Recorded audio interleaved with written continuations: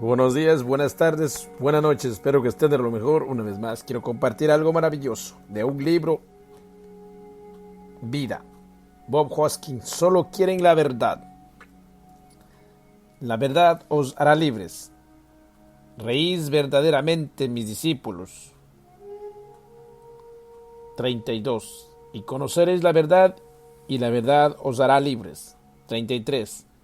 Le respondieron: linaje de Abraham somos.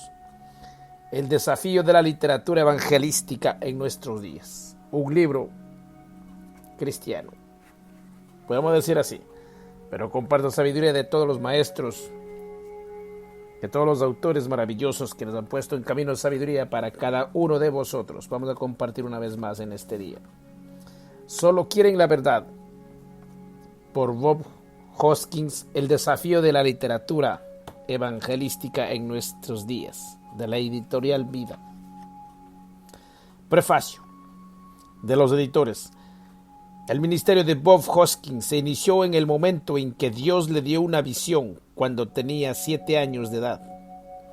Lo que vio fue una Biblia abierta sobre un púlpito y ante él una multitud de personas ávidas que se extendían hasta el infinito. Esa visión ha impulsado al presidente de Editorial Vida a usar todos los medios a su alcance para llegar hasta los miles de millones de personas de todo el mundo que no han tenido nunca la oportunidad de responder al mensaje vivificador de la palabra de Dios. Al leer la historia de Bob y compartir con él una visión de la importancia de la literatura evangélica para combatir los males del presente, confiamos en que usted tomará la decisión de participar en la tarea de poner el mensaje del Señor en las manos de muchas personas que de otro modo no tendrían ninguna esperanza de vida eterna. Lo que hagamos ahora transformará su vida.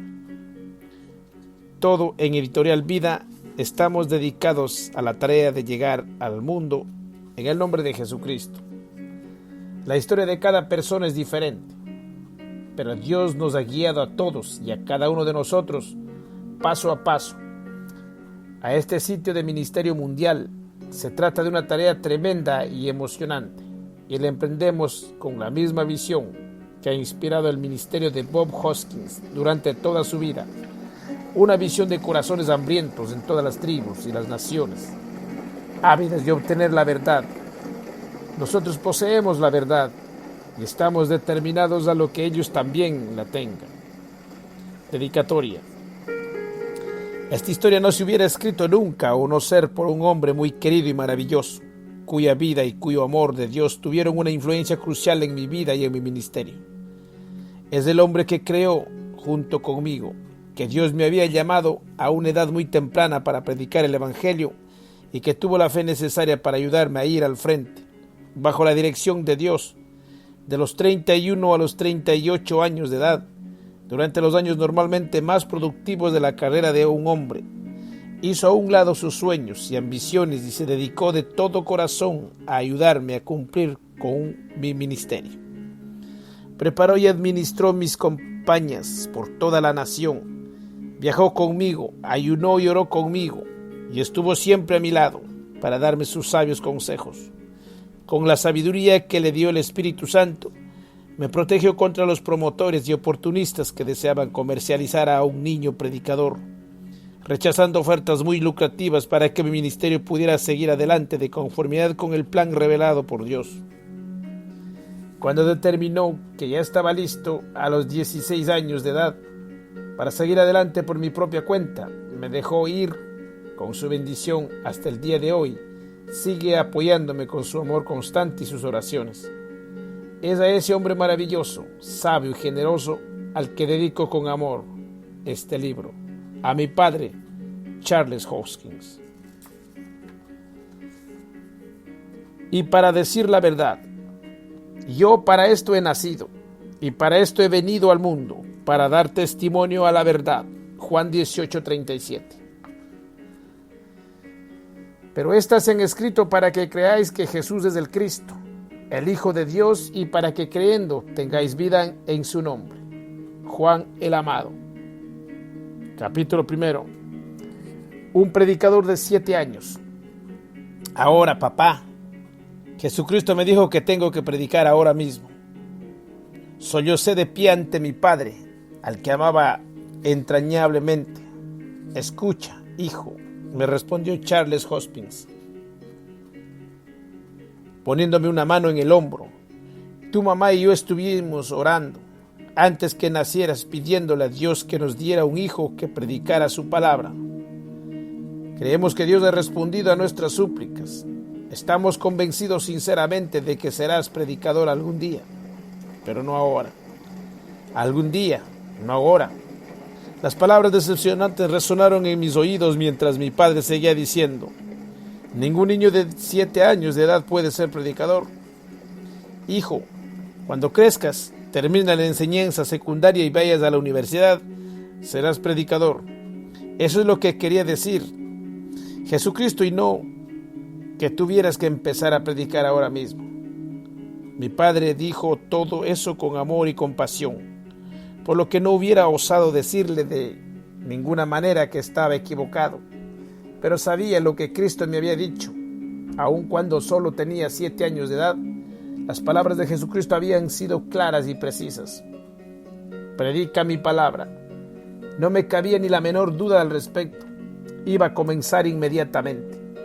2 noches antes, después del servicio en nuestra iglesia local, me había arrodillado ante el altar y le había pedido a Dios que me llenaran con su Espíritu Santo.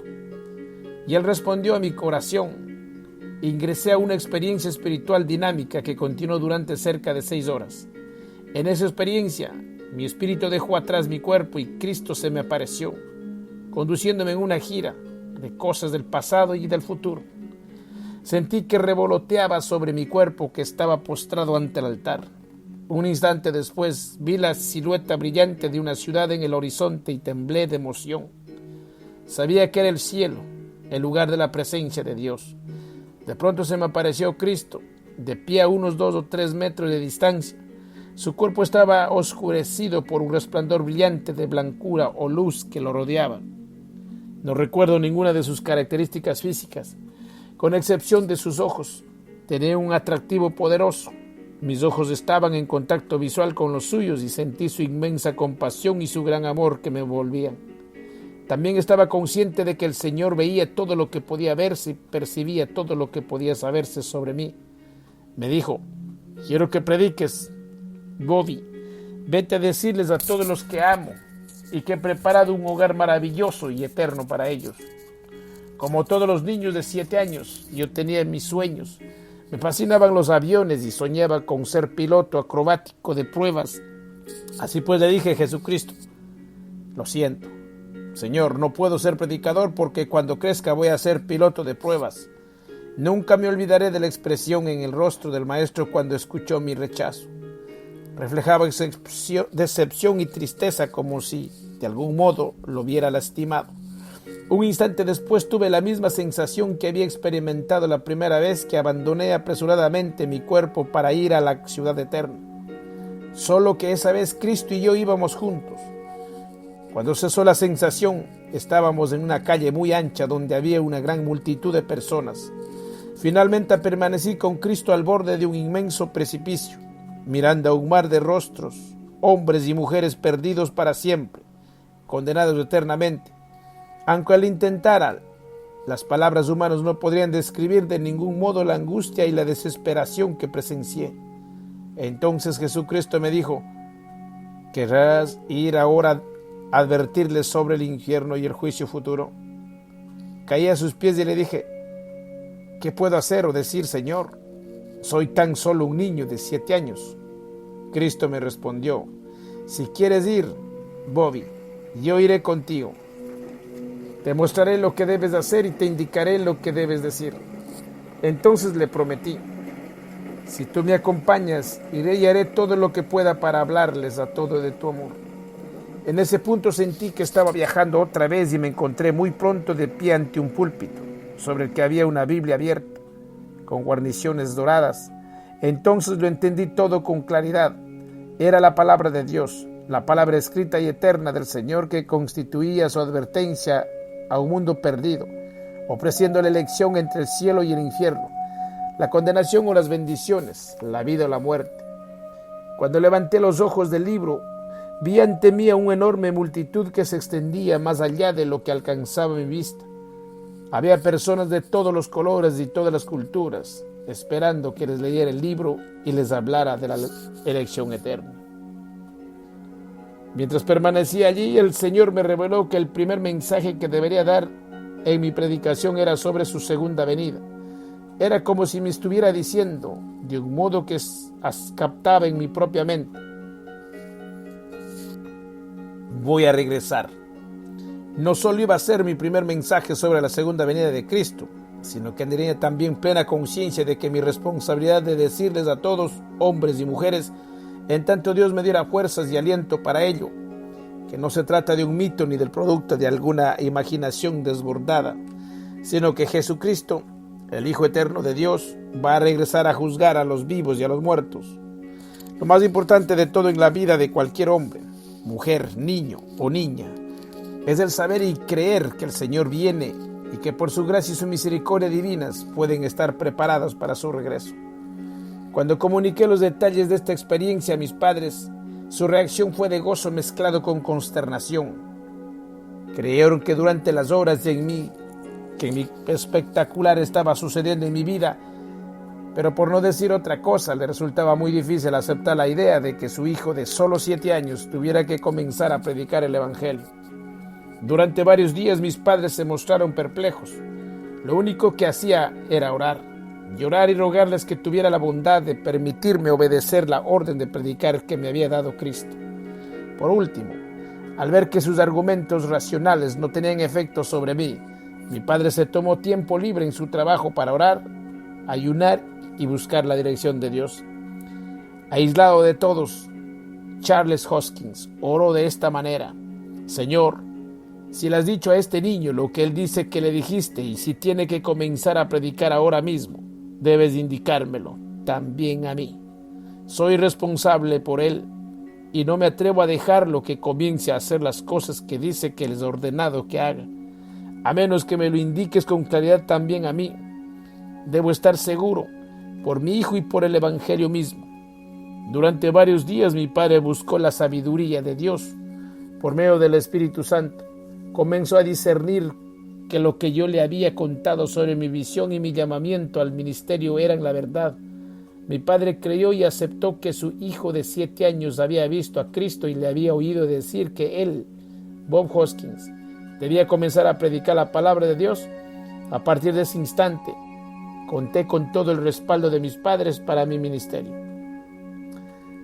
A las 2 semanas prediqué mi primer sermón, el que me había dado Jesucristo. Por medio del poder de Dios, se me abrieron otras puertas. A los pocos años estaba ya dirigiendo campañas de evangelismo de ciudades enteras en auditorios, carpas, teatros y cualquier otro lugar a donde me conducía Dios.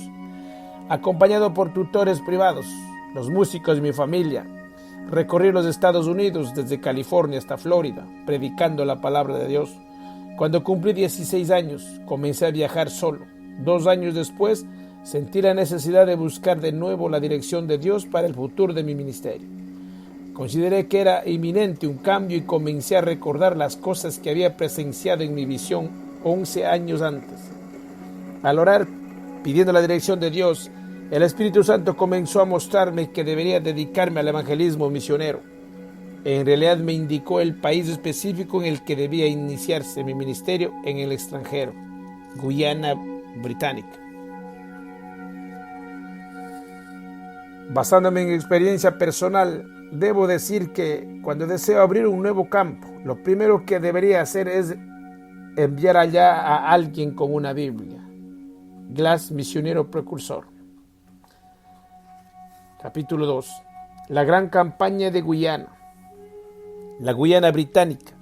Cuando esas palabras acudieron a mi mente en oración, ni siquiera tenía idea de dónde estaba la Guyana Británica. Sabía que había todavía muchas colonias británicas en África, de modo que comencé buscando la Guyana Británica en un mapa de África.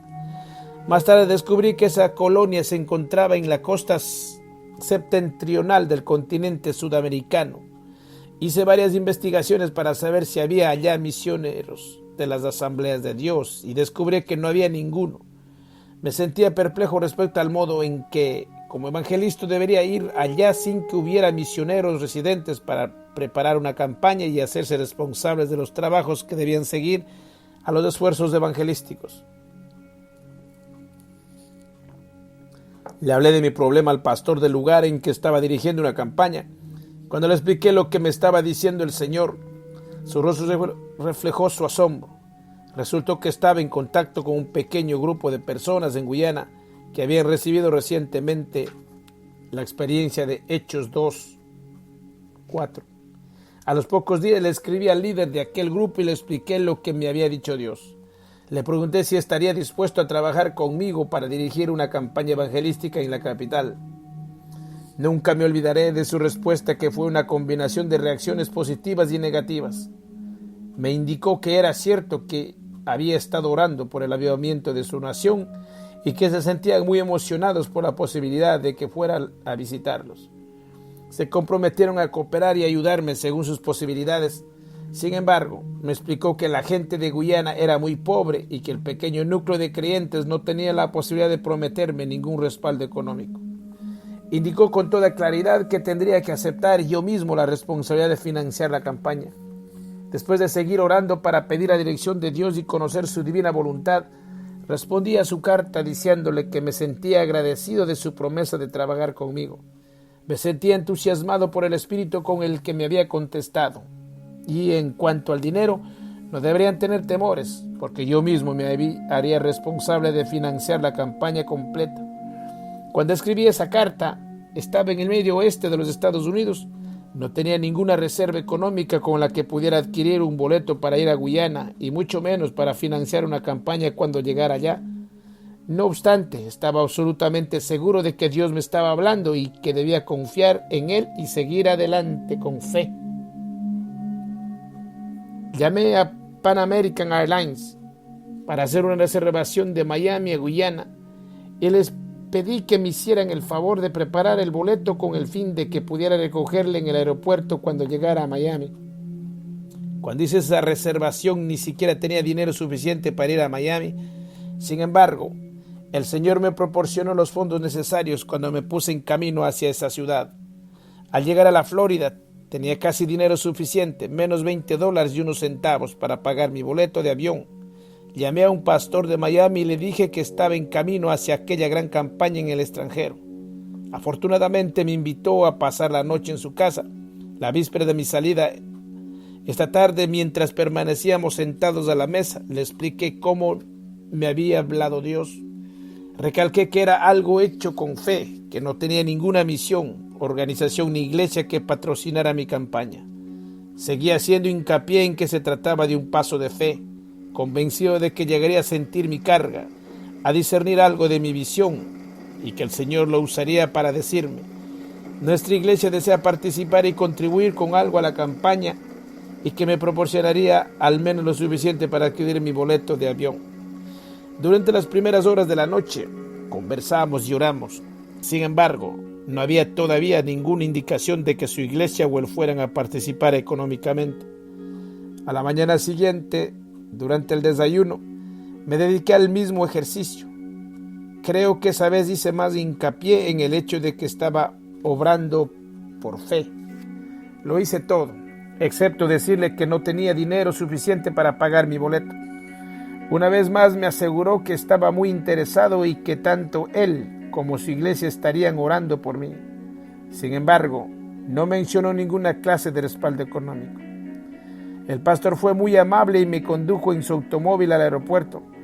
Cuando nos bajamos del automóvil y permanecimos ante el comportamiento de equipajes, llegó el momento de decir la verdad. Lo único que tenía que hacer era tomar mi maleta del portaequipajes, entrar al edificio del aeropuerto donde Pan Am tenía reservado mi boleto y pagarlo. Sin embargo, todavía no me alcanzaba el dinero para eso. Una vez más les dije: muchas gracias, hermano. Nunca sabrá cómo aprecio su hospitalidad, su interés y su bondad. Como sabe, como se lo he dicho, este es un paso de fe. El hecho de que me diera alojamiento y alimentos fue una gran bendición para mí.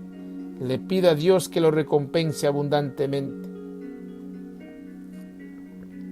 Permanecimos allí, diciéndonos del uno al otro, Dios lo bendiga.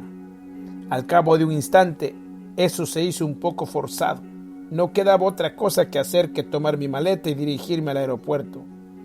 Cuando llegaba a la puerta del edificio, le oí que me llamaba diciendo, «Espere un momento, hermano». Me apresuré a regresar y él me dijo, «Estuve a punto de olvidarme de que quería darle esto». Tomó mi mano y me puso algo en ella. No estaba seguro de qué cantidad de dinero me había dado. Sentí el deseo de abrir la mano y ver qué contenía, pero eso hubiera sido muy poco cortés en frente del pastor. No obstante, en cuanto entré al aeropuerto, miré lo que era. Me había dado 2 billetes, uno de $20 y otro de 5. Tenía el dinero suficiente para pagar el boleto y al abordar el avión llevaba en el bolsillo $5.68. Al llegar a Guyana, un grupo de menos de una docena de personas había ido al aeropuerto a recibirme.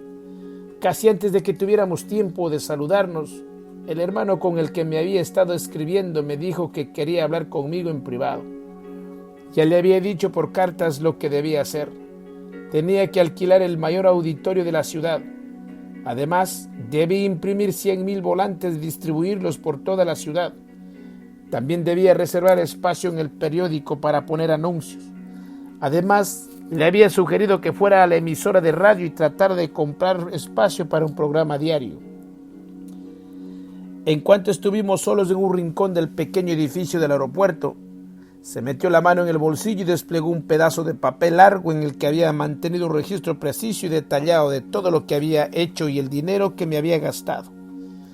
Me di cuenta con rapidez de que no solo había realizado con fidelidad todo lo que me había pedido, sino que había tomado también la iniciativa para realizar varias cosas que no le había solicitado. Miré con rapidez a la esquina inferior derecha del documento para descubrir que debía una gran cantidad de dinero en un país en el que el sueldo promedio de un hombre es muy bajo. Tomé el papel, lo doblé, me lo metí en el bolsillo de la chaqueta y le dije, «Ha hecho un gran trabajo, hermano. Nunca antes había visto un registro tan detallado». Más tarde me di cuenta de que si aquel entrañable hermano hubiera sabido que tenía tan poco dinero en el bolsillo para cumplir con esas obligaciones, hubiera sido víctima de un ataque cardíaco. El grupo me condujo a un hotel, lo que me sorprendió un poco porque había esperado que cuando menos alguien me llevaría a su casa, lo que hubiera ahorrado ciertos gastos. Sin embargo, la plena confianza en que Dios me había enviado allí, me registré en el hotel y firmé como si tuviera dinero para pagar mi alojamiento. Cuando me levanté a la mañana siguiente, desayuné y volví a firmar la cuenta con plena confianza en que Dios me había hablado de un modo tan maravilloso, me proporcionaría lo necesario por uno de los medios milagrosos. El modo en el que el Señor envió un avivamiento a la Guyana en las semanas que siguieron es un relato prolongado y glorioso. En esta época, el país estaba sufriendo una mini revolución. El gobierno colonial había declarado la ley marcial sobre la nación. La autorización inicial para la campaña la habían concedido con muchas restricciones, siendo una de ellas el que las reuniones debían celebrarse exclusivamente dentro del edificio designado. Desde el primer servicio, Dios manifestó su poder en milagros de sanidad. Los ojos de los ciegos se abrieron instantáneamente. Varios jóvenes hindúes habían llevado a su madre inválida que llevaban ya varios años en una silla de ruedas. Cuando concluyó el servicio, los autobuses de la ciudad ya no estaban funcionando, de modo que caminó hasta su casa con sus hijos. Empujando la silla de ruedas frente a ella, toda la familia aceptó a Cristo. Los jóvenes recibieron el llamamiento para dedicarse a tiempo completo al ministerio de la predicación. La última vez que visité Guyana, unos 27 años después de esa primera campaña, uno de sus hijos era secretario y tesorero de las Asambleas de Dios en la Guyana británica. Su hermano se fue de Guyana como misionero y ha tenido un ministerio poderoso, sobre todo la fundación de las iglesias. A la tercera noche de la campaña, los milagros de sanidad habían atraído tales multitudes que se hizo imposible que todos pudieran entrar al edificio. En realidad, hubo varios casos que estuvieron a punto de convertirse en motines. Mientras el público clamaba por entrar, desde comienzos de la tarde. Algunos acudieron muy temprano al edificio y esperaron todo el día para tener buenos asientos. Una multitud estuvo en una escalera de madera que corría a un lado del edificio, tratando de entrar en él. El peso de tantas personas hizo que las escaleras se desplomaran, sin que afortunadamente hubiera heridos. En un país bajo la ley marcial, donde lo último que deseaba el gobierno colonial era motines, recibí una invitación para ir a ver al gobernador. Nos preguntó a mis colegas y a mis estaríamos dispuestos a llevar la campaña al exterior, al menos para el edificio no sufriera daños. Naturalmente, habíamos estado orando precisamente por eso, con el fin de que el tamaño de los oyentes no tuviera limitaciones. Cuando sacamos la campaña al aire libre, comenzaron a reunirse multitudes de unas 30,000 personas en el terreno, y como antes, muchos de ellos llegaban a comienzos de la tarde para poder tener un buen lugar cerca del frente. Durante las semanas que siguieron, miles de personas hicieron profesiones de fe en Cristo como su Salvador. Multitudes fueron llenas con el Espíritu Santo. Noche tras noche les estuve explicando a todos el gozo de entregarse al trabajo del Señor. Cuando les enseñamos la responsabilidad de la mayordomía que acompañaba la gracia de Dios, aprendieron desde el momento mismo de su conversión a dar con generosidad. Como resultado de ello, al concluir la campaña, se había pagado hasta el último centavo de todos los miles de dólares que se necesitaron para la radio, los auditorios, la publicidad y otros gastos. Se inició un fondo de edificación con la finalidad de construir un templo para todos aquellos convertidos. Me dieron una ofrenda de amor que me permitió viajar por América del Sur y llegar a países que nunca me imaginé siquiera que llegaría a visitar, y mucho menos que tendría la oportunidad de predicar en ellos. Cuando volví a casa, tenía un billete de $5 en el bolsillo. Toda la campaña y los viajes extensos para tener reuniones en otros países durante un periodo de 3 meses y medio me habían costado un total de 68 centavos de dólares.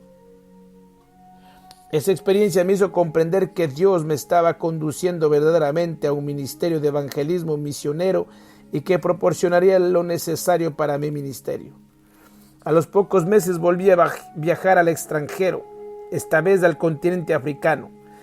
En los 13 meses de mi segundo viaje misionero, el Señor, en su gracia infinita, dio tremendos resultados en África meridional y oriental. Nuestra fue la primera campaña al aire libre que se celebró en la ciudad de Dar es Salaam. Una vez más, al concluir la campaña, había una congregación de más de 800 personas que se habían convertido y estaban llenas del Espíritu Santo para seguir dando testimonio en esa ciudad. Poco después de mi regreso de mi primera campaña en Guyana, Dios trajo a mi vida a una joven muy bella, Hazel Crabtree, cuyo padre había sido pastor y fundador de iglesias durante muchos años. Seguimos escribiéndonos durante 5 años, mientras yo recorría el mundo como evangelista. En septiembre de 1959 contrajimos matrimonio.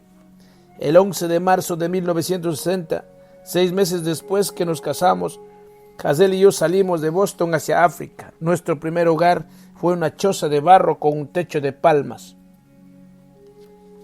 Las condiciones no eran cómodas, pero el Espíritu de Dios era muy real mientras veíamos a varias docenas, centenas y a fin miles de personas que aceptaban a Cristo y recibían el bautismo del Espíritu Santo. Nuestro trabajo misionero nos hizo recorrer todo África y por último nos condujo al Extremo Oriente. En abril de 1963, después que regresamos de nuestros viajes, nació David, nuestro primer hijo. Después de su nacimiento volvimos a América del Sur y pasamos allá más de un año, realizando trabajos evangelísticos. En el curso de esos años de viajes extensos por muchos países, recordé con frecuencia la visión que tuve a los 7 años de edad, cuando me llamó Dios por primera vez para que predicase el mensaje de redención a los perdidos. Al observar los rostros de los africanos, sudamericanos y orientales, de personas de muchas tribus, razas y nacionalidades, volví a comprender la necesidad de darles la palabra viva de Dios, que sería lo que establecería la diferencia para ellos entre la salvación y la condenación eterna. Dios siguió bendiciendo nuestro ministerio por todas partes a donde fuimos, y muchos miles de personas aceptaron a Jesucristo. Una de las cosas que me sorprendieron fue que en todas partes a las que fui en mis viajes vi un paganismo muy difundido, una falta de conocimiento y de comprensión del Dios verdadero, acompañada por una fascinación por las cosas espirituales mantenida por medio de prácticas malignas y brutales. No obstante, al mismo tiempo, como se puso de manifiesto por medio de la respuesta a mi mensaje, había una sed profunda y casi intuitiva del Espíritu de Dios y de su palabra. Había personas en todo el mundo que reconocían tener necesidad de algo más, pero la mayoría de ellas no sabían qué era ese más. En las capitales refinadas del mundo, los ricos y poderosos estaban siempre a la búsqueda de más riqueza y poder, pero seguían sin poder llenar el vacío de su corazón. En las selvas de América del Sur y de África, la gente se sumergía en las supersticiones, la brujería y otras prácticas paganas, sin encontrar nunca una verdadera satisfacción en su corazón, y tenían temor en lugar de paz. Una y otra vez, mientras veía a las multitudes, me decía en mi corazón: solo necesitan la verdad.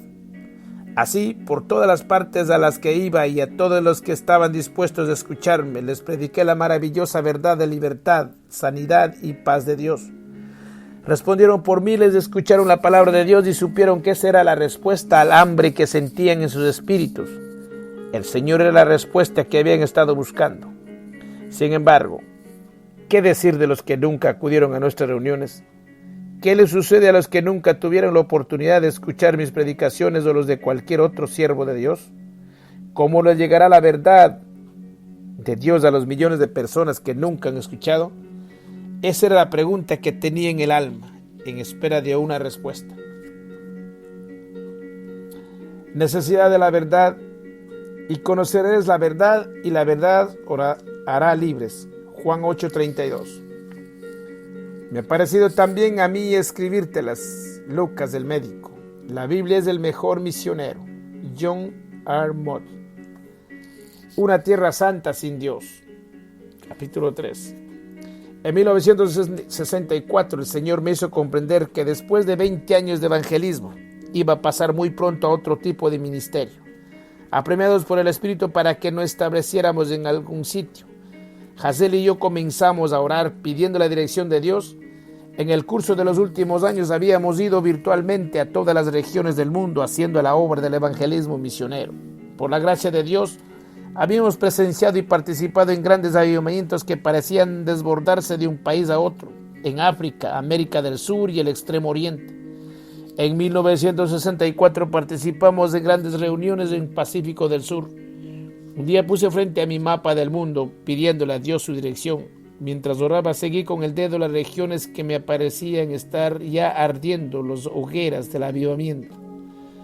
Mientras mis dedos recorrían las zonas de avivamiento, me sorprendió que en medio del mapa hubiera un hueco, toda una zona del mundo a la que casi no tocaba el Espíritu de Dios. Era el Medio Oriente, donde no parece haber fin para el odio y las intrigas políticas que hacen que sea un centro de tempestades del mundo. Las naciones que constituyen el Medio Oriente ocupan una de las zonas geográficas más estratégicas de nuestro planeta.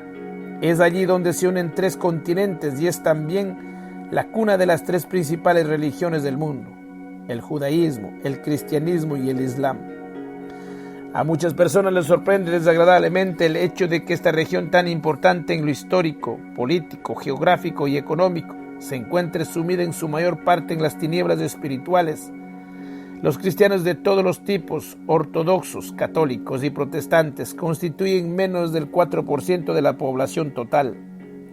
Un estudio de las misiones del mundo reveló que en 1964 había menos de 64,000 miembros de iglesias protestantes entre los más de 100 millones de habitantes del Medio Oriente. En esa región, más que en cualquier otra del mundo, hay pruebas evidentes del modo en que la iglesia ha perdido su iniciativa evangelística. Después de todo, ¿no es el Medio Oriente la cuna del cristianismo? ¿No es allí donde se inició la iglesia? Sabemos que los primeros discípulos de Cristo hicieron lo que tenían que hacer para difundir el Evangelio por todas partes que uno viaje. En el Medio Oriente y el norte de África se pueden ver edificios que son en la actualidad mezquitas, pero que los guías indican que fueron templos cristianos. Los primeros discípulos recorrieron toda la región dando el mensaje de la salvación. Sin embargo, conforme la iglesia se fue enriqueciendo, haciéndose políticamente aceptable e incluso poderosa, fue perdiendo su fervor misionero. Entonces del desierto de Arabia surgió un nuevo reto para llenar el hueco dejado por la iglesia con una fe totalmente nueva impulsado por el profeta Mahoma. Los árabes, con su fe recién descubierta, salieron del desierto y conquistaron todo desde España hasta China. Además, para asegurar que su fe prevalecería, instituyeron leyes y reglamentos contra el proselitismo por cualquier religión que no fuera la musulmana.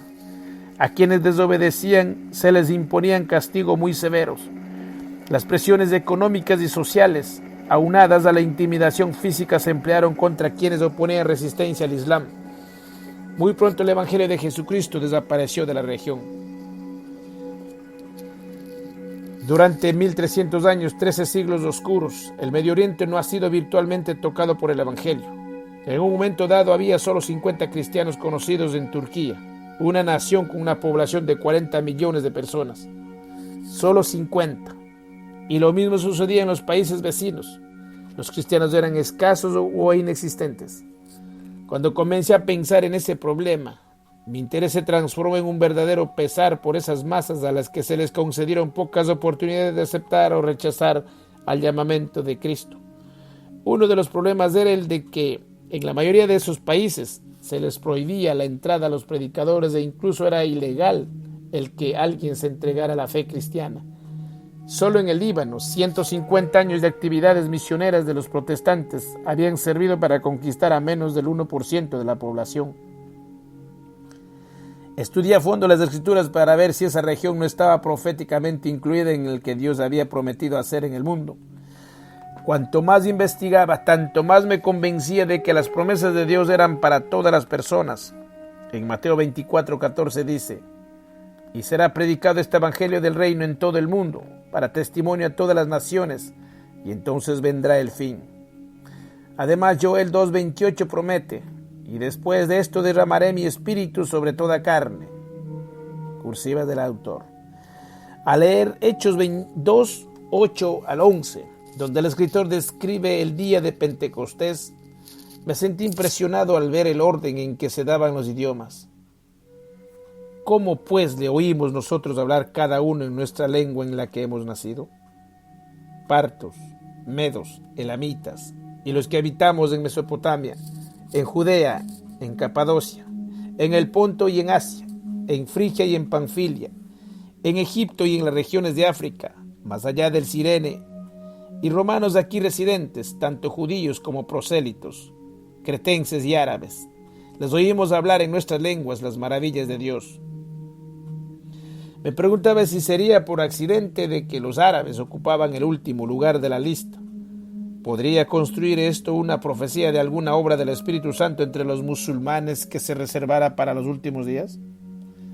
Durante ese periodo de estudio oración recibimos una llamada telefónica inesperada de la División de Misiones Extranjeras de la organización de mi iglesia, preguntándonos si estaríamos interesados en trabajar en el Medio Oriente. Sin contarles lo que había estado sucediendo en mi vida con relación a esa región del mundo, acepté ir a Beirut, Líbano, y dirigir una campaña evangelística. Una tierra santa habitada por un pueblo impío. Es el modo en que me describió un residente de esa región del mundo. Poco después de mi llegada al Medio Oriente, cuando llegué a Beirut a comienzos de 1965, me pareció que esa ciudad era el único punto lógico de partida. Beirut era el centro comercial y educativo de todo el mundo árabe. Su población normal de 750,000 habitantes se vio incrementada por la llegada de árabes de otras naciones que visitaban la ciudad con fines de negocios o para asistir a alguna de las universidades. Contemplé a Beirut como una isla desde la que podíamos tender la mano y penetrar en las regiones que, de otro modo, estarían cerradas para el mensaje del Evangelio. Beirut era también un lugar en el que iba a aprender una lección importante. Fue allí, en el Medio Oriente, donde descubrí en forma directa el verdadero efecto potencial de la literatura evangélica. Durante nuestra primera campaña, varios contactos poco habituales abrieron una puerta milagrosa hacia las oportunidades. Se nos concedió el permiso de participar en un programa de televisión de la ciudad de Beirut, con un contrato de 1 año. Desde Beirut El programa de televisado llegaría potencialmente a cientos de miles de personas en 5 países. Aceptamos por fe esa oportunidad y firmamos el contrato, comprometiéndonos a pagar una gran suma de dinero que no teníamos ni sabíamos dónde podríamos conseguirlo. Hazel y yo decidimos regresar a Estados Unidos a recaudar los fondos necesarios. El reverendo J. Philip Hogan, nuestro director de misiones, nos recomendó que llamáramos a nuestra misión, Extensión al Medio Oriente. Durante varios meses recorrimos los Estados Unidos presentando el reto y la oportunidad de predicar el evangelio al mundo árabe por medio de la televisión. Nuestros días itinerantes estaban llenos de milagros. Al poco tiempo, iglesias y creyentes de todo el país respondieron y ofrecieron su respaldo para nuestro ministerio por televisión. En varios servicios hubo profecías que prometían la dirección de Dios para nuestro ministerio misionero en el Medio Oriente. Algunas personas describieron visiones que habían tenido en las que el evangelio se extendía y llegaba literalmente a cientos de miles de personas. Milagrosamente los fondos se donaron o prometieron con puntualidad. Fue también durante ese periodo en los Estados Unidos que nació En diciembre de 1965 iniciamos los trabajos de producción de los primeros programas que iban a pasar por televisión.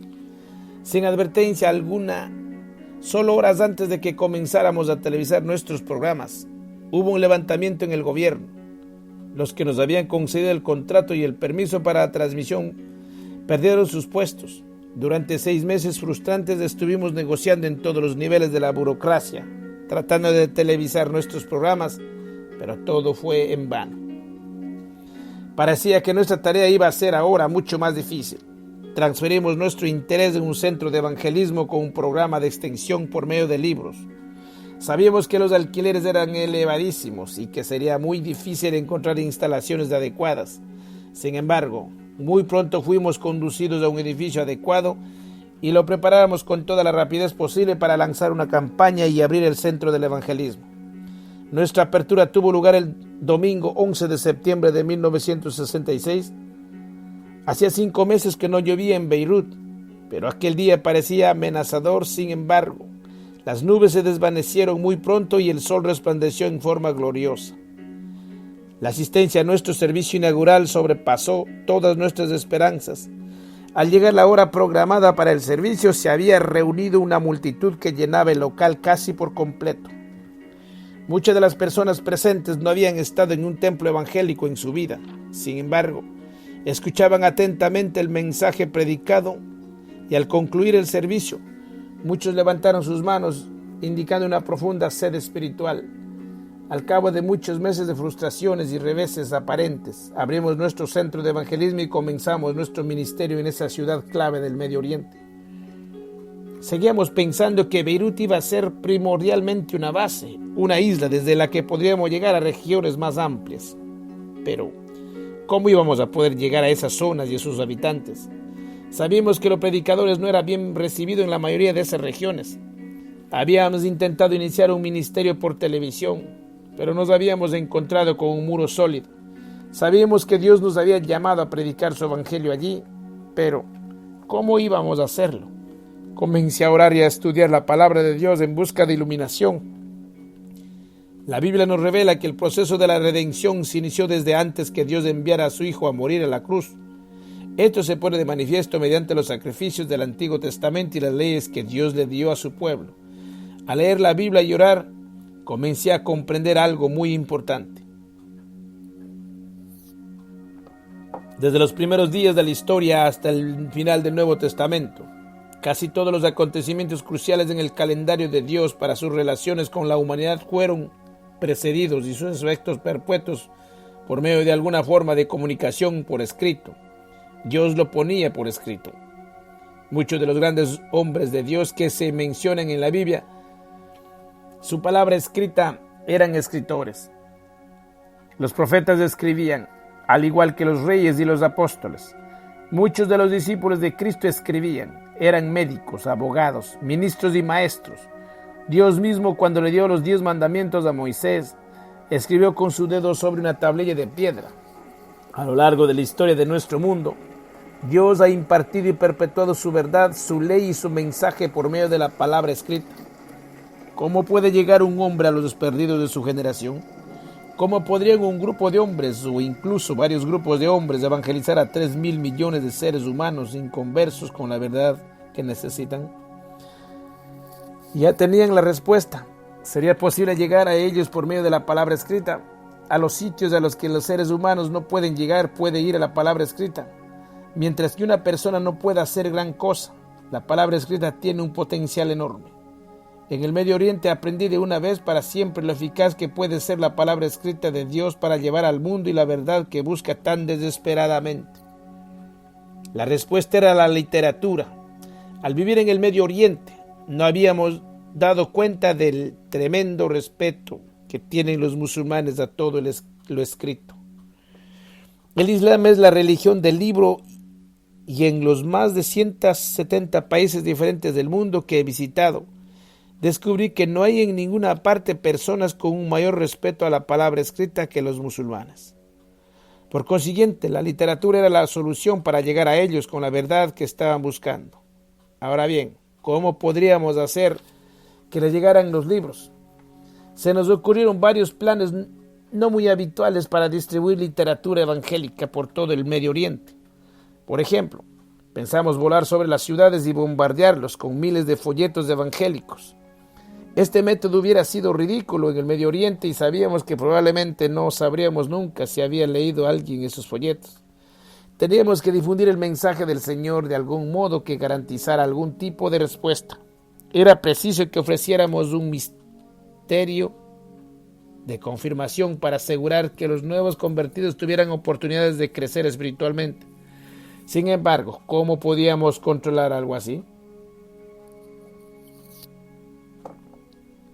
Desarrollamos una serie de 6 lecciones sencillas sobre la Biblia y el poder redentor de Jesucristo. Esas lecciones se redactaron de un modo destinado a despertar la curiosidad y con la esperanza de hacer que muchas personas respondieran tomando interés en la serie completa. Por fe hice que se imprimieran varios millares de lecciones. Luego logramos adquirir una pequeña cantidad de espacio publicitario en un periódico de Beirut. Insertamos un anuncio ofreciendo esas 6 lecciones simples sobre la fe cristiana. No teníamos ni la menor idea de lo que podíamos esperar como respuesta y nos hubiéramos sentido felices con una sola. Con emoción y profunda sorpresa recibimos respuestas de 8 países árabes. En unos cuantos meses habíamos inscrito ya a varios miles de árabes en nuestra escuela por correspondencia. Muy pronto teníamos inscrito 10.000, 20.000, 50, 100.000, 200.000, 300.000. En menos de 10 años, más de 400.000 estudiantes de 26 países árabes se inscribieron en nuestro programa de literatura. Es posible que un país en el que no hay ninguna iglesia y donde es ilegal convertirse a cualquier religión que no sea la musulmana, alguien pueda pedir recibir por correo una lección sobre el Evangelio, estudiar la intimidad de su dormitorio y llegar a descubrir el poder salvador de Jesucristo. La respuesta es sí. Un sí glorioso y resonante. El poder del Evangelio no reside en un edificio ni se encuentra en un hombre. Está en el Evangelio mismo. El Evangelio es el poder de Dios para la salvación. El Espíritu Santo no tiene una nacionalidad, sino que las abarca todas. No está bajo las leyes y los reglamentos de los seres humanos. No necesita pasaporte. El Espíritu Santo puede ir a donde quiera, cuando lo desee y entre quienes prefiera, sin que nada ni nadie pueda impedir sus movimientos soberanos entre los seres humanos. Muy pronto descubrimos que siempre podíamos enviar la palabra de Dios en forma impresa, incluso sin un predicador.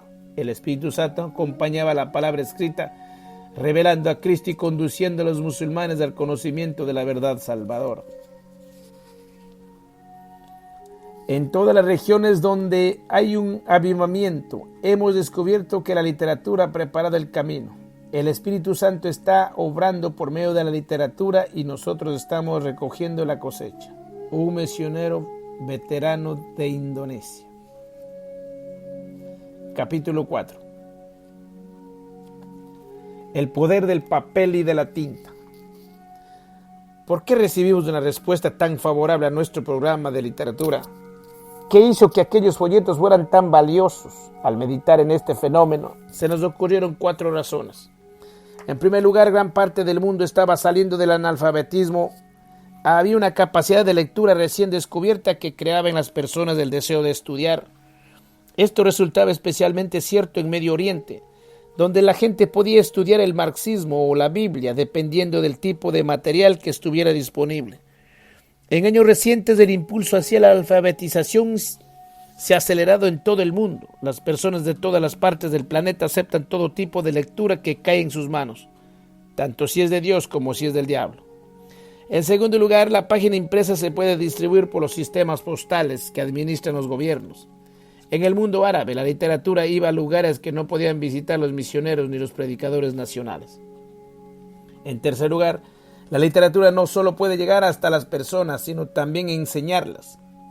Los estudiantes aprenden paso a paso y se sienten satisfechos. También los libros pueden fomentar un crecimiento espiritual constante cuando se utilizan como complementos de la Biblia. Los libros de testimonio y enseñanzas contribuyen a explicar el mensaje de la Biblia y aclarar las doctrinas difíciles. En cuarto lugar, los tratados, los libros y los cursos de estudio tienen la ventaja psicológica de fomentar la expectación y la esperanza. Cada uno de ellos es como un segmento de un relato que continúa. No se pierda el siguiente episodio. Además, al concluir la lectura de un libro o de una serie de lecciones, se experimenta algo así como el haber ascendido a la cumbre de una montaña. La lectura proporciona una sensación de realización y crecimiento, y los libros hacen que la fe se sienta como algo más propio, además de proporcionar acceso inmediato a un gran caudal de ayudas sustanciales. Se ha dicho que los libros son una universidad impresa. Durante el primer año en que ofrecimos cursos en el Camino de la Vida, se inscribieron 8.250 alumnos. De ellos, 1.616 terminaron la serie y recibieron certificados de graduación. Sin embargo, lo más emocionante de todo fueron los testimonios que comenzaron a llegarnos en grandes cantidades. Más de 1.000 alumnos dieron testimonio de haber recibido a Jesucristo como su Salvador personal y cerca del 70% de ellos habían sido musulmanes. Un estudiante nos escribió desde Trípoli: muchas gracias por sus valiosos estudios. Quiero dar testimonio de que me he convertido y ahora tengo la vida eterna. Otro, un musulmán, escribió desde Egipto: estas lecciones trajeron la luz a mi corazón que estaba en la oscuridad. He aprendido que Jesucristo me ama porque me ha perdonado mis pecados. Otro alumno escribió: he estudiado el curso El Camino de la Vida y me he dado cuenta de que Jesucristo es mucho más que un profeta. Es el Redentor del mundo. Lo sé porque es ahora mi Salvador. Al poco tiempo estábamos recibiendo 50 testimonios, 100 y luego 200 cada mes. Durante un periodo de 8 años, recibimos un promedio de más de 500 testimonios cada mes de países que se habían considerado que estaban totalmente cerrados al Evangelio de Jesucristo. La necesidad de literatura cristiana era evidente y también su eficacia. Finalmente comenzamos a publicar la revista El Camino de la Vida y a enviársela a nuestros alumnos en los 22 países con los que teníamos contacto. Tuvo virtualmente un éxito instantáneo. Esperaba y deseaba que esos primeros estudiantes de la Escuela del Camino de la Vida constituyeran un núcleo de creyentes que recibieran el bautismo del Espíritu Santo y comenzaran a dar testimonio de Cristo en sus naciones. Pensaba con gozo anticipado en el día que las puertas de algunos de esos países se abrieran para que alguien pudiera entrar y dirigir una campaña evangelista. Decidí que en vista de esperanza deberíamos comenzar a darles enseñanza a nuestros alumnos sobre lo que era estar llenos del Espíritu Santo. En consecuencia, comenzamos a imprimir en la revista El Camino de la Vida una serie de artículos sobre la persona y la obra del Espíritu Santo. No esperaba que nadie recibiera el bautismo del Espíritu Santo simplemente por leer unos cuantos artículos, sobre todo porque el tema era completamente nuevo para sus modos de pensar. En lugar de ello, esperábamos que los lectores se dieran cuenta de que podían obtener un mayor crecimiento espiritual mediante el estudio de la Biblia. Después que aparecieron solo unos cuantos de esos artículos de la revista, recibimos una carta muy interesante de uno de nuestros lectores, que decía: he estado leyendo en su revista lo relativo a ese bautismo poderoso. Sin embargo, los artículos no dicen si deberíamos tener ese poder o si podríamos tenerlo. No obstante, por lo que dicen parece ser que algunas personas poseían ese poder. Así, puesto que los artículos no decían nada al respecto y que, por mi parte, no tenía ningún conocimiento de esa índole, Hice lo que otros de sus artículos recomiendan que hagamos cuando necesitamos alguna respuesta. Y oré al Señor.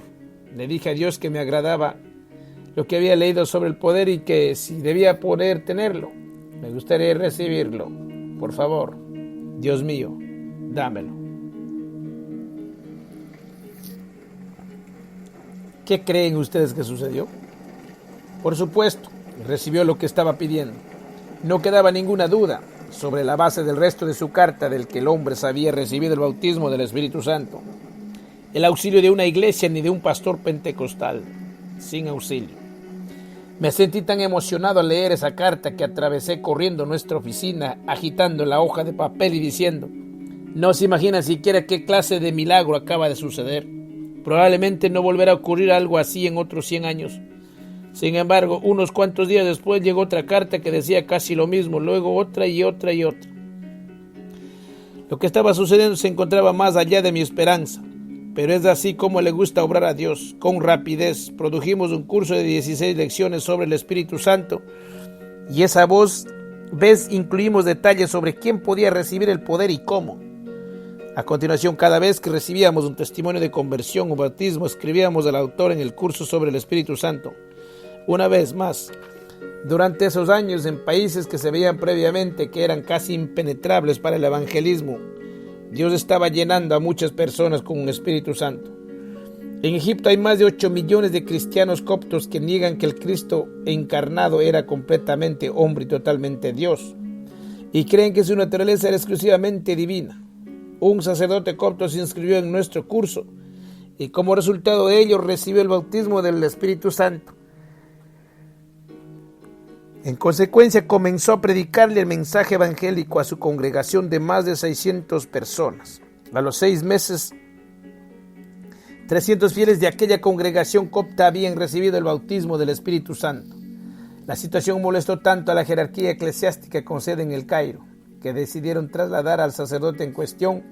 Al principio los dirigentes coptos trataron de lograr que salieran del país, animándolo a que estudiaran para conseguir su doctorado, pero se negó a ello.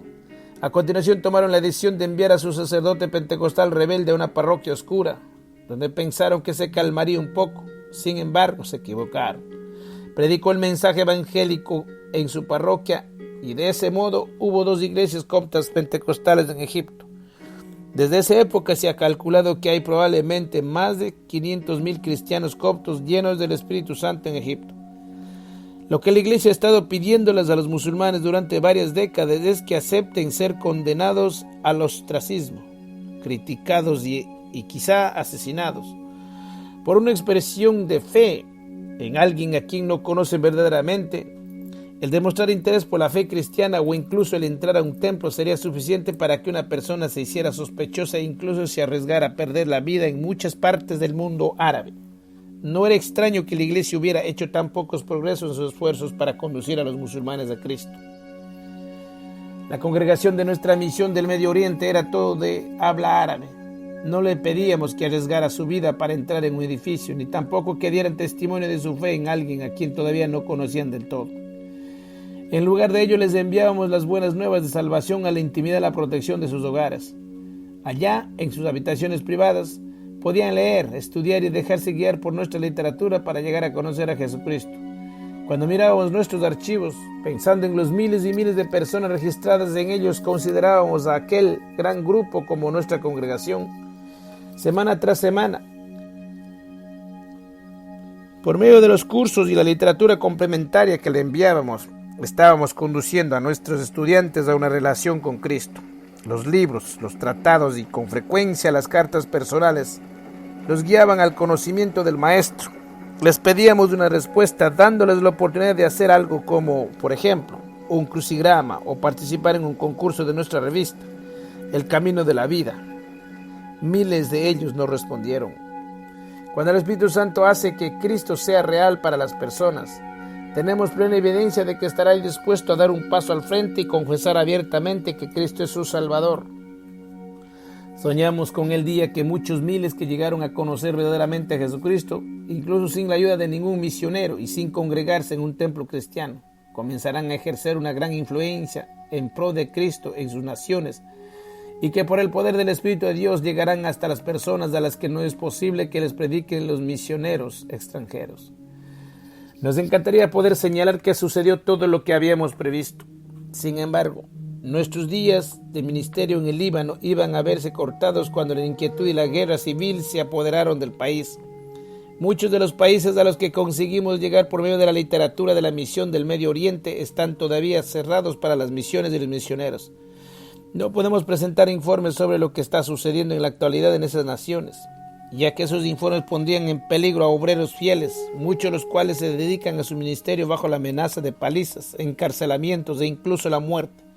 Sin embargo, se sembró la semilla en abundancia y sigue dando frutos. Me llegaron informes de 1982 sobre misioneros que han restablecido un misionero en el Líbano y que durante el periodo calmado entre la guerra civil y la invasión por Israel, enviaron a grupos de jóvenes a las aldeas a realizar trabajos evangelísticos. Señalaron que la aldea tras aldea encontraron a nuestros ex alumnos. Muchos de ellos seguían sirviendo fielmente al Señor, estaban deseosos de saber qué le había sucedido a nuestro ministerio y cuándo se reanudaría, de modo que pudieran tomar más cursos de estudio de la Biblia. La palabra de Dios sigue cosechando frutos en el Líbano y el Medio Oriente. Sin embargo, en 1976 la guerra civil en el Líbano hizo que se cerraran las vías de comunicación que habíamos estado usando tan eficazmente para distribuir nuestra literatura. No obstante, la nueva actitud abierta iniciada por el presidente Sadat en Egipto nos permitió continuar sirviendo hasta cierto punto en nuestro ministerio, por mediación de una oficina en ese país y otra en Europa meridional. A pesar de los esfuerzos que habíamos hecho en el curso de los años para mantener nuestra visibilidad tan baja como nos era posible, y en parte como resultado de la guerra civil en el Líbano, varios medios informativos del Medio Oriente comenzaron a darle a nuestro ministerio publicidad en primera página. Esto se unió a las amenazas contra mi familia, que incluía ya a mi esposa, nuestros 2 hijos y nuestra hija que nació en Beirut en 1970. Hubo también amenazas contra mis colegas y contra mi propia vida. Hasta ese momento el Espíritu Santo me había guiado desde los 7 años de edad en lo que parecía ser un círculo que cada vez más amplio y de ministerios. Sin embargo, en esos instantes, al aumentar los ataques y la publicidad, consideré que mi presencia y mi dirección obstaculizaban y en realidad dañaban la obra en la que habíamos trabajado con tanto esfuerzo. Fueron varios meses llenos de perplejidad, maravillándome y preguntándome qué nos indicaría el Espíritu Santo que hiciéramos a continuación. Mientras pedía la dirección de Dios para mi ministerio, otro ministerio vital estaba pasando por una época de transición. Nuestra división de misiones extranjeras había llegado a la conclusión de que un centro de edición de literatura en español, Editorial Vida, que había experimentado grandes bendiciones y un gran éxito en la distribución de la literatura en español, debería ampliarse para incluir la publicación y distribución de literatura en otros idiomas importantes. Esa decisión se tomó en la misma época en que el director de la Editorial Vida había anunciado su renuncia y su retiro. Los líderes de nuestras misiones, que conocían mi visión de llegar al mundo perdido por medio de la literatura, me preguntaron si estaría dispuesto a considerar en oración la posibilidad de tomar las riendas y dirigir ese ministerio de literatura en crecimiento, que con alcance internacional iba a conocerse muy pronto como Life Publishing International. Una vez más respondí al reto de llegar a un mundo perdido y agonizante con la verdad del Evangelio, por medio de la literatura. El reto de la verdad. Porque la ira de Dios se revela desde el cielo contra toda impiedad e injusticia de los hombres, que detienen con injusticia la verdad, ya que cambiaron la verdad de Dios por la mentira, honrando y dando culto a las criaturas antes que al Creador. Romanos 1, 18 y 25. Todo comunista debe participar activamente en la distribución de literatura. T.A. Lenin. El medio más poderoso de propagación del comunismo es el pequeño folleto del bolsillo. León Trotsky. Amados hermanos, cuando nosotros hablamos de la verdad, la palabra hablada a través de nosotros es algo que hace que suceda en el cosmos. Vamos a seguir caminando, hablando de la verdad de la palabra que nuestro amado Cristo nos enseñó. Muchos estamos haciendo. en la oscuridad y sin opciones. No es presuntuoso el creer que Dios quiere que nos lancemos con fe a cumplir el mandamiento de predicar el Evangelio a toda criatura. No existe presunción alguna cuando declaramos con fe, deseamos saturar nuestro mundo con el Evangelio de nuestro Señor Jesucristo. No es presuntuoso porque el Señor nos ordenó que lo hiciéramos. Por imposible que nos parezca ir por todo el mundo y predicarles el Evangelio a todas las personas, no hay nada que sea imposible para Dios. Tampoco es presuntuoso creer que esa tarea se pueda llevar a cabo. Dios nos ordenó que extendiéramos su palabra por toda la tierra y será fiel cuando respondamos a esa orden. Proporcionará todo el poder, la unción, el financiamiento, los equipos y todo lo demás que se necesite para contemplar la tarea. Dios lo hará y la gente responderá. El mensaje del Evangelio es irresistible. Hemos visto muchas evidencias de esta verdad. En las calles de una gran ciudad de América del Sur, varios jóvenes estaban distribuyendo folletos publicados por Editorial Vida. Un hombre al que llamaremos Carlos, en camino a su casa después de un día de trabajo duro, pasó junto a los jóvenes que le entregaron uno de sus folletos. Lo miró, se dio cuenta de que era algo religioso y lo hizo pedacitos, que luego lanzó al viento con una maldición. En algún momento de su vida, Carlos había decidido que odiaba a Dios, a la iglesia y a los que la representaban. Es muy probable que su actitud se debiera a la lectura de propaganda atea. Durante todo el camino hasta su casa, Carlos estuvo lanzando de nuestros contra la iglesia y aquellos jóvenes. Al llegar a casa se quitó la chaqueta y observó que llevaba algo adherido a ella. Retiró el objeto y vio que se trataba de un pedacito del folleto que había roto. Llevaba escritas las palabras, y el Señor dijo. Carlos leyó esa frase y luego tiró el papelito lejos de sí con otra mala palabra. Sin embargo, la frase se quedó con él, y el Señor dijo. Estuvo repitiéndose en su interior una y otra vez mientras cenaba. Afectó sus pensamientos cuando trató de conciliar el sueño esa noche e hizo que se despertara su curiosidad. En realidad no durmió muy bien porque se despertó varias veces, preguntándose qué sería de lo que había dicho el Señor. Durante todo el día siguiente, mientras estaba trabajando, la frase lo acuciaba. Y el Señor dijo, a pesar de tus negativas, su curiosidad iba en aumento, de un instante a otro. En cuanto concluyó su día de trabajo, se dirigió con rapidez hacia la misma esquina en la calle en que le habían dado el folleto, y encontró a los jóvenes evangélicos repartiendo fielmente los tratados que daban el mensaje del Señor. Carlos se apresuró a acercarse a uno de los jóvenes y le rogó, por favor, explíqueme lo que dijo el Señor. Luego describió lo que había sucedido y a su vez el joven le explicó lo que dijo el Señor. Como resultado de ello, Carlos recibió la salvación en forma maravillosa. En aquella esquina de la calle, hoy es el pastor en América del Sur. Su historia es un ejemplo dinámico del poder de la palabra impresa. En la Edad Media, Europa languidecía en medio de la oscuridad y la decadencia. La luz de Dios que se derramó en el corazón del monje alemán Martín Lutero, inspirándole a traducir la palabra de Dios al idioma del pueblo, trajo el despertamiento espiritual conocido como la Reforma. No es ninguna coincidencia que la revelación y la inspiración de Martín Lutero se produjeran simultáneamente con el invento de la imprenta de tipos móviles de Gutenberg. Por primera vez el pueblo tuvo acceso a la palabra de Dios. Antes de esa época solo se podía leer en manuscritos copiados a mano, que en su mayor parte se conservaba en monasterios totalmente fuera del alcance de las multitudes. Desde que Dios escribió con su dedo sobre las tablillas de piedra, a través del Antiguo y del Nuevo Testamento hasta la Reforma, el método de Dios había sido de la palabra escrita y publicada. Sin embargo, la Iglesia había perdido la iniciativa, el impulso de imprimir, publicar y saturar el mundo con el mensaje impreso. Esa iniciativa para alimentar a los pueblos del mundo con la palabra de Dios se ha visto desviada en este siglo por muchas fuerzas contrarias a la verdad, como a las sectas falsas. Estas ejercen una influencia creciente en contra de la Iglesia, procurando conducir a miles de personas a su destrucción espiritual, y a los materiales impresos son su instrumento principal para atraer convertidos. En los últimos años ha habido un crecimiento del mormonismo de un 25% y entre los adventistas del séptimo día el 24.7%. Por su parte, la secta testigos de Jehová ha crecido hasta tener 3 millones de personas engañadas, lo que representa un crecimiento del 300% en 20 años. Otras cifras indican que pueden haber hasta 5 millones de personas que se han hecho miembros de sectas tales como Hare Krishna, los niños de Dios, la misión de la luz divina, la ciencia cristiana y otras. Se ha dicho que los testigos de Jehová forman una secta de vendedores de revistas y folletos.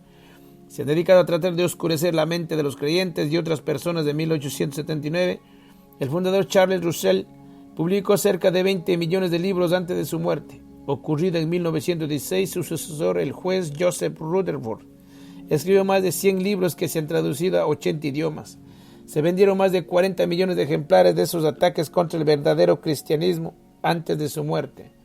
En 1942, durante las últimas 4 décadas, han publicado 2.000 millones de ejemplares de libros. Sus más de 8.000 misioneros han cubierto el planeta, proclamando su consigna de que la verdad de la atalaya, la razón, ocupa el primer lugar y la Biblia, la palabra de Dios, el segundo. Aunque los testigos de Jehová ocuparon el primer lugar entre todas esas sectas falsas de la distribución de literatura, seguidos de cerca por los mormones, casi todas esas sectas difunden la propaganda maligna con cantidades enormes de circulares, folletos, periódicos, revistas y libros de pie en las esquinas de las calles o en los aeropuertos, con sus materiales impresos o distribuyéndolos de casa en casa.